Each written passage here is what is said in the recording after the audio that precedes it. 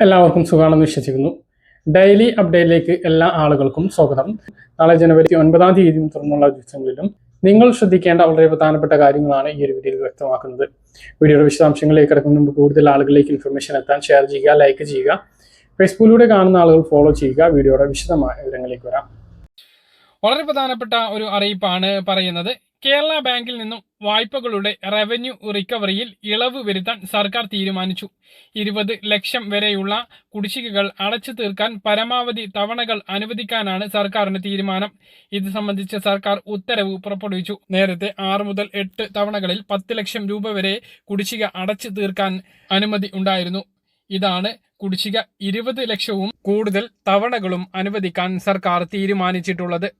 Loan എടുത്ത് കുടിശ്ശികയായിട്ടുള്ള ആളുകൾക്ക് ഇത് വലിയ ആശ്വാസമാകും. മറ്റൊരു അറിയിപ്പ്, രാജ്യത്തിന്റെ പല ഭാഗങ്ങളിലും HMPV സ്ഥിരീകരിച്ചതിന് പിന്നാലെ ആരോഗ്യവകുപ്പിന്റെ ജാഗ്രതാ നിർദ്ദേശം പുറത്തു വന്നിട്ടുണ്ട്. ഈ വൈറസ് ചിലരിലെങ്കിലും ശ്വാസകോശ അണുബാധയിലേക്കും വൃക്കകളുടെ തകരാറിലേക്കും നയിക്കാം എന്നാണ് വിദഗ്ധർ മുന്നറിയിപ്പ് നൽകുന്നത്. അതുകൊണ്ട് തന്നെ വൃക്ക, കരൾ മാറ്റിവെക്കൽ ശസ്ത്രക്രിയ കഴിഞ്ഞവർ HMPV ഗുരുതര രോഗാവസ്ഥയിലേക്ക് മാറാൻ സാധ്യതയുണ്ട്. ഇത് ഗുരുതരമായ ശ്വാസകോശ അണുബാധയിലേക്കും അക്യൂട്ട് റെസ്പിറേറ്ററി ഡിസ്ട്രസ് സിൻഡത്തിനും കാരണമാകും. അതുകൊണ്ട് തന്നെ വൃക്ക, കരൾ മാറ്റിവെച്ചിട്ടുള്ള ആളുകൾ ഇതിൽ ജാഗ്രത പാലിക്കേണ്ടതാണ്. അതുപോലെ നിലവിൽ വൃക്ക, കരൾ മാറ്റിവെക്കൽ ശസ്ത്രക്രിയക്ക് മുമ്പ് വൈറസ് ഉണ്ടോ എന്ന് RT-PCR പരിശോധന നിർബന്ധമാക്കണം എന്നും വിദഗ്ധരുടെ അഭിപ്രായത്തിൽ വ്യക്തമാക്കുന്നുണ്ട്. സംസ്ഥാനത്ത് ജനുവരി മാസത്തിൽ 2 മാസത്തെ ക്ഷേമ പെൻഷൻ 3200 ലഭിക്കുമോ എന്നാണ് പല ആളുകളും ചോദിക്കുന്നത്. അതിനുള്ള കാരണം, കഴിഞ്ഞ ബജറ്റിൽ 2 മാസത്തെ ക്ഷേമ പെൻഷൻ കുടിശ്ശിക മാർച്ചിന് മുമ്പ് നൽകും എന്ന് പറഞ്ഞിട്ട് ഓണത്തിന് ഒരു കുടിശ്ശിക മാത്രമാണ് നൽകിയത്. ബാക്കിയുള്ള കുടിശ്ശിക ക്രിസ്മസിന് നൽകും എന്ന് പ്രതീക്ഷിച്ചിരുന്നു എങ്കിലും സർക്കാരിന് തുക വേണ്ടതുപോലെ കണ്ടെത്താൻ കഴിയാത്തത് കൊണ്ട് തന്നെ അത് 1 മാസത്തേതാക്കി ചുരുക്കി വിതരണം ചെയ്യുകയുണ്ടായി. ആ ഒരു സാഹചര്യത്തിലാണ് ഇനി ജനുവരിയിൽ 2 മാസത്തെ പെൻഷൻ ലഭിക്കുമോ എന്ന് പല ആളുകളും വാർത്തകൾ കണ്ടതിന്റെ അടിസ്ഥാനത്തിൽ ചോദിക്കുന്നത്. എന്നാൽ അവരോടൊക്കെ പറയാനുള്ളത്, 1 മാസത്തെ 1600 മാത്രമാണ് ജനുവരിയിലും ലഭിക്കുക. ജനുവരി 20 പെൻഷൻ വിതരണം ഉണ്ടാവാനാണ് സാധ്യത. കാരണം 17-ാം തീയതി ബജറ്റ് സമ്മേളനത്തിനായി നിയമസഭ വിളിച്ചു ചേർക്കുകയാണ്. പെൻഷൻ താമസിക്കുകയാണ് എങ്കിൽ പ്രതിപക്ഷം അത് ആയുധമാക്കും. ആ കാരണം കൊണ്ട് തന്നെ അതാത് മാസത്തെ പെൻഷൻ വിതരണം ചെയ്യാൻ തന്നെയാണ് സർക്കാർ തീരുമാനിച്ചിട്ടുള്ളത്. കേന്ദ്രത്തോട് കൂടുതൽ തുക സമാഹരിക്കുന്നതിന് വേണ്ടി സംസ്ഥാന സർക്കാർ ആവശ്യപ്പെട്ടിട്ടുണ്ട് എങ്കിലും കേന്ദ്ര ബജറ്റിന് ശേഷം ആ കാര്യത്തിൽ ഒരു തീരുമാനമാകും. ഈ സാമ്പത്തിക വർഷം, അതായത് മാർച്ച് 31 മുമ്പ് സംസ്ഥാന സർക്കാരിന് നിരവധി കാര്യങ്ങൾ ചെയ്യേണ്ടതുണ്ട്. ക്ഷേമ പെൻഷന് മാത്രമായിട്ട് കൂടുതൽ തുക നീക്കിവെക്കാൻ ആകില്ല. അതുകൊണ്ട് തന്നെ ഇനി മാർച്ച് വരെ അതാത് മാസത്തെ ക്ഷേമ പെൻഷൻ മാത്രമായിരിക്കും വിതരണം ചെയ്യുക. കുടിശ്ശിക നേരത്തെ പറഞ്ഞതുപോലെ 2 മാസത്തേത് നൽകാൻ സർക്കാരിനെ കൊണ്ട് കഴിയില്ല. അതുകൊണ്ട് തന്നെ മാർച്ച് വരെ എല്ലാ മാസവും 1600 തന്നെ ലഭിക്കും. പിന്നീട് 4 മാസത്തെ കുടിശ്ശിക ഉള്ളത് അത് അടുത്ത പഞ്ചായത്ത് ഇലക്ഷൻ അടുത്ത് വരികയാണ്. ആ ഒരു സമയത്ത് 3200 വീതം അടുത്തടുത്ത മാസങ്ങളിൽ വിതരണം ചെയ്യാനാണ് സർക്കാർ ആലോചിക്കുന്നത് എന്നാണ് അനൌദ്യോഗികമായിട്ടുള്ള വിവരം. അങ്ങനെ തന്നെ ആയിരിക്കും ലഭിക്കുക. ഇനി സർക്കാർ കാര്യങ്ങളാണ്, എപ്പോൾ വേണമെങ്കിലും മാറ്റങ്ങൾ സംഭവിച്ചേക്കാം.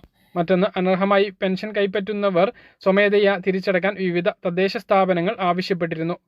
അത് തിരിച്ചടക്കാത്തവരുടെ വീടുകൾ കയറിയിട്ടുള്ള പരിശോധന തദ്ദേശ സ്ഥാപന സെക്രട്ടറിമാരുടെ നേതൃത്വത്തിൽ ഉണ്ടാകും.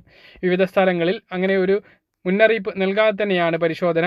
എന്നാൽ സർക്കാർ ഉദ്യോഗസ്ഥർ അനർഹമായി പെൻഷൻ കൈപ്പറ്റിയത് തിരിച്ചടക്കാൻ പറഞ്ഞിരുന്നു. 18% പലിശയും വാങ്ങിയ തുകയും തിരിച്ചടക്കാനാണ് പറഞ്ഞിട്ടുള്ളത്. അതുപോലെ സാധാരണക്കാരുടെ കയ്യിൽ നിന്നും പണം തിരിച്ച് ഈടാക്കില്ല എന്നാണ് വിവരം. അതുപോലെ വിധവ, അവിവാഹിത പെൻഷൻ വാങ്ങുന്നവർ സർട്ടിഫിക്കറ്റ് സമർപ്പിക്കേണ്ട സമയമാണ് ഇപ്പോൾ. വിവിധ തദ്ദേശ സ്ഥാപനങ്ങൾ അത് ആവശ്യപ്പെട്ടിട്ടുണ്ട്. അത് സമർപ്പിക്കണമെന്ന് കൂടി ഓർമ്മിപ്പിക്കുന്നു. അതുപോലെ 60 വയസ്സ് കഴിഞ്ഞിട്ടുള്ള ആളുകൾ പെൻഷൻ അപേക്ഷിക്കാത്തവരുണ്ട് എങ്കിൽ ഇപ്പോൾ അപേക്ഷ സമർപ്പിക്കാവുന്നതാണ്. അക്ഷയ കേന്ദ്രങ്ങളിലൂടെയും CSC കേന്ദ്രങ്ങളിലൂടെയും ഓൺലൈനായാണ് അപേക്ഷ സമർപ്പിക്കേണ്ടത്. വരുമാന certificate, ration card, Aadhaar card എന്നിവയാണ് ആധികാരിക രേഖയായിട്ട് വേണ്ടത്. തദ്ദേശ സ്ഥാപന സെക്രട്ടറിമാരുടെ അന്വേഷണത്തിന് ശേഷമാണ് പെൻഷൻ അനുവദിക്കുന്നത്. 1 ലക്ഷം രൂപയ്ക്ക് താഴെ വാർഷിക വരുമാനം ഉള്ള APL, BPL വ്യത്യാസമില്ലാത്ത എല്ലാ റേഷൻ കാർഡ് ഉടമകൾക്കും പെൻഷൻ ലഭിക്കുന്നതാണ്. അപ്പോൾ പ്രധാനമായിട്ട് പറയാനുള്ളത്, അടുത്ത പെൻഷൻ 1600 ഉണ്ടാകും, 3200 ഉണ്ടാകില്ല. കേന്ദ്ര സർക്കാരിന്റെ നിർബന്ധത്തിന് വഴങ്ങി റേഷൻ മസ്റ്ററിംഗ് നടത്തി എങ്കിലും ഭക്ഷ്യവിഹിതത്തിൽ ആശങ്കപ്പെട്ടിരിക്കുകയാണ് കേരളം. ഗുണഭോക്താക്കളുടെ KYC നടത്തിയില്ലെങ്കിൽ അടുത്ത സാമ്പത്തിക വർഷം മുതൽ ഭക്ഷ്യധാന്യം ലഭിക്കില്ല എന്നാണ് കേന്ദ്രം നൽകിയിട്ടുള്ള സൂചന. ഇതിനു പുറമെ മഹാരാഷ്ട്ര മാതൃകയിൽ ഭക്ഷ്യധാന്യത്തിനു പകരം റേഷനുള്ള പണം ഗുണഭോക്താക്കളുടെ ബാങ്ക് അക്കൗണ്ടിലേക്ക് എത്തിക്കുന്ന പദ്ധതി DBT അണിയറയിൽ ഉണ്ട് എന്നാണ് കേരളത്തിനെ അലട്ടുന്ന പ്രശ്നം. ഇതോടെ മുൻഗണനാ വിഭാഗങ്ങൾക്ക് മാത്രമായി റേഷൻ ചുരുങ്ങും. സംസ്ഥാനത്ത് 94 ലക്ഷത്തിലധികം റേഷൻ കാർഡുണ്ട്. ഇതിൽ പകുതിയിലേറെയും മുൻഗണനേതര വിഭാഗമായ നീല വെള്ള റേഷൻ കാർഡുള്ളവരാണ്. അവർക്കുള്ള റേഷൻ പൂർണ്ണമായും നിലച്ചു പോകും. 14,000-ഓളം റേഷൻ കടകൾ അന്യാധീനമാകും. റേഷൻ കട ഉടമകളും അതിലെ ജോലിക്കാരും ഇതിനെ ആശ്രയിച്ചു കഴിയുന്ന മറ്റുള്ള ആളുകളുടെയും തൊഴിൽ ഇല്ലാതെയാകും. വളരെ കുറച്ചാണ് എങ്കിലും ചെറിയ തോതിലെങ്കിലും കുറഞ്ഞ വിലക്ക് ഭക്ഷ്യധാന്യങ്ങൾ ലഭിക്കുന്നത് കൊണ്ട് തന്നെ നീല വെള്ള റേഷൻ കാർഡുള്ളവർക്ക് ചെറിയ ആശ്വാസം ഉണ്ട്. ഇതില്ല എങ്കിൽ പൊതുവിപണിയെ ആശ്രയിക്കേണ്ടി വരും. അതുകൊണ്ട് തന്നെ പൊതുവിപണിയിൽ അരി വില കൂടും. സുപ്രീം കോടതി ഉത്തരവിന്റെ അടിസ്ഥാനത്തിലാണ് റേഷൻ മസ്റ്ററിംഗ് കേന്ദ്രം നിർബന്ധമാക്കിയത്. BPL വിഭാഗം അതായത് AAY വിഭാഗത്തിൽപ്പെട്ട 6 ലക്ഷം കാർഡുകളും മുൻഗണന PHH വിഭാഗത്തിൽപ്പെട്ട 32 ലക്ഷം കാർഡുകളുമാണ് കേന്ദ്രത്തിന്റെ കണക്കിൽ കേരളത്തിൽ റേഷൻ കാർഡുകാരായിട്ടുള്ളത്. ഇതുകൂടാതെയാണ് നീല വെള്ള റേഷൻ കാർഡുള്ളവർ ഉള്ളത്. BPL വിഭാഗക്കാരുടെ മസ്റ്ററിംഗ് കേരളത്തിൽ 95% പൂർത്തീകരിച്ചിട്ടുണ്ട്. മറ്റു സംസ്ഥാനങ്ങൾ ഇതിനേക്കാൾ പിന്നിലായതിനാൽ 2024 ഡിസംബർ 31 മുമ്പ് പൂർത്തിയാക്കേണ്ട ഡേറ്റ് 2025 മാർച്ച് 31 വരെ നീട്ടും എന്നാണ് കേരളം ഉൾപ്പെടെ പ്രതീക്ഷിക്കുന്നത്. മസ്റ്ററിംഗ് നിർബന്ധമാക്കിയതിനാൽ ചെയ്യാത്തവർക്ക് അടുത്ത സാമ്പത്തിക വർഷം മുതൽ ഭക്ഷ്യവിഹിതം അതായത് ഏപ്രിൽ മാസം മുതൽ ഭക്ഷ്യവിഹിതം ലഭിക്കില്ല എന്നാണ് ലഭിക്കുന്ന വിവരങ്ങൾ. മഹാരാഷ്ട്രയിൽ തെരഞ്ഞെടുപ്പിന് മുൻപായി മുംബൈയിലെ 2 ഇടത്തും താനെയിലെ 1 ഇടത്തും പരീക്ഷണാടിസ്ഥാനത്തിൽ DBT പദ്ധതി നടപ്പിലാക്കിയിരുന്നു. പുതുച്ചേരിയിലും പഞ്ചാബിലും ചില ഇടങ്ങളിലൊക്കെ പദ്ധതി നടപ്പിലാക്കിയിരുന്നു.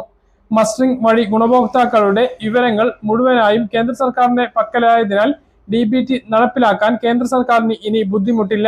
ഇതിൽ കേരളം ഉൾപ്പെടെയുള്ള സംസ്ഥാനങ്ങളിൽ പൂർണ്ണതോതിലും നടപ്പിലാക്കിയാൽ സംസ്ഥാനത്തെ റേഷൻ സംവിധാനം അടിമുടി താളം തെറ്റും.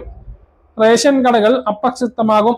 ദാരിദ്ര്യരേഖയ്ക്ക് താഴെയുള്ളവർക്ക് ഉൾപ്പെടെയുള്ള മുൻഗണനാ വിഭാഗങ്ങൾക്ക് മാത്രമാണ് കേന്ദ്രത്തിന്റെ കണക്കിൽ റേഷന് അർഹതയുള്ളൂ.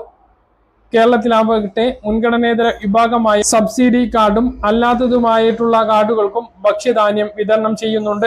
കേന്ദ്രത്തിന്റെ പക്കൽ നിന്നും അധിക തുകക്ക് അരി വാങ്ങി അത് സബ്സിഡി ഇനത്തിലാക്കി ചെറിയ വിലക്കാണ് റേഷൻ കടയിലൂടെ ഈ റേഷൻ കാർഡുള്ളവർക്ക് വിതരണം ചെയ്യുന്നത്.